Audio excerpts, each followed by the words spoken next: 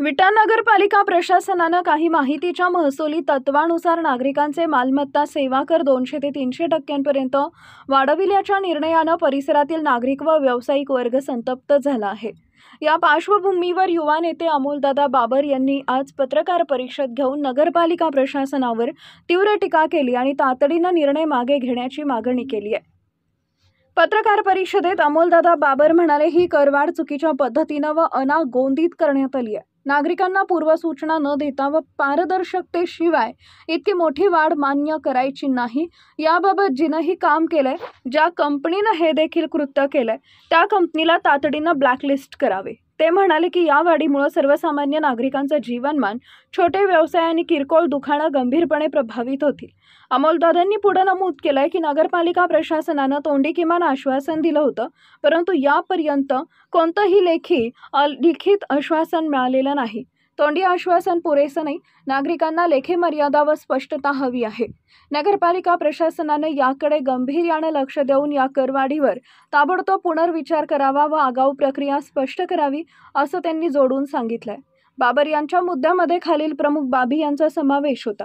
करवाढीचा निर्णय पारदर्शक पद्धतीने व राजकीय सामाजिक चर्चा करून घ्यावा। ज्या तंत्राच्या अथवा कंत्राटदार कंपनीच्या माध्यमातून करवाढ केली आहे, त्या कंपनीचं व्यवहाराचं परीक्षण करून आवश्यक ती कारवाई करावी।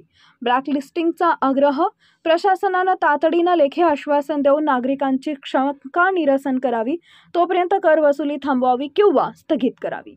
परिषदेने मागच्या वर्षी चतुर्थ कर आकारणीसंदर्भात स्थापत्य सोल्युशन प्रायव्हेट लिमिटेड या कंपनीला चतुर्थ कर आकारणीचं जे काम आहे, आपले प्रॉपर्टी मोजणीचं आणि त्याचे कर आकारणी करण्याचं हे काम मागच्या वर्षी स्थापत्य कंपनीला दिलेलं होतं। ती कर आकारणी करत असताना आम्हाला असं सांगितलं होतं की 10% करवाढ होईल। नगरपालिकेच्या प्रशासकाने किंवा प्रशासनाने सांगितलं 10% करवाढ होईल। त्याप्रमाणे त्या कंपनीला टेंडर मिळालं स्थापत्याला।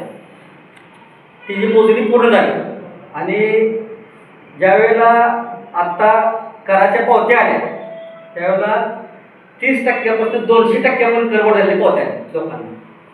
ही गोष्ट आम्हाला पहिल्यांदा वैभवता त्यांनी निदर्शनास दिली। पुन्हा मला वाटते कर पावत्यांचं वाढीवाल्यांचं पालचंद्र बाईंनी 3 अर्ज दिले नगरपालिकेत, स्वतः त्यांनी 3 अर्ज दिले। त्याचे गांभीर्य लक्षात घेऊन आम्ही पुन्हा प्रशासनाला विचारलं की नेमकी काय हे आहे। आम्ही त्या सगळ्या बाबी सर्व आमच्या लोकांनी किंवा प्रशासनाला जाणवून दिल्या की ही जी करवाढ झालेली आहे अन्यायकारक आहे, पूर्णतः चुकीची आहे। 300% 200% अशापर्यंत करवाढ करणं ही अपेक्षितच नव्हतं। करवाढ नगरपालिकेला उत्पन्न मिळाल्या दृष्टीनं करणं गरजेचं आहे, परंतु कितपत असावी त्याला मर्यादा नाही। त्यामुळं आमची मागणी अशी होती की ती करवाढ रद्द झाली पाहिजे। ही मागणी आम्ही काल आमदार सुहास बाबांना सांगितली।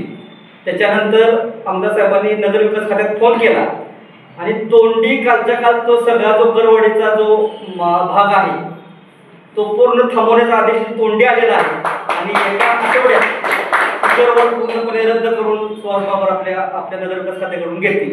परंतु माझी मागणी दुसरी पण त्यात अशी आहे की जे स्थापत्य कंपनीला काम दिलेलं आहे त्या कामाचे मी माहिती काल घेतली तर ते 30% त्यांना टेंडरमध्ये पैसे दिले, तर त्यांनी चूक केली असल्यामुळं त्यांना कुठल्याही परिस्थितीत त्या पुढचे पैसे देऊ नये आणि ते ब्लॅकलिस्ट करावे अशी मागणी आहे। त्या मागण्या आमची प्रशासनाने मान्य करावी आणि आपली जी करवाढ केलेली आहे ती पूर्ण ते रद्द करावी आणि रद्द केलेली करवाढ तर लोकांनी पण समजून घ्यावी, इथनं पुढे त्या कराने कुठलेही पैसे भरू नये।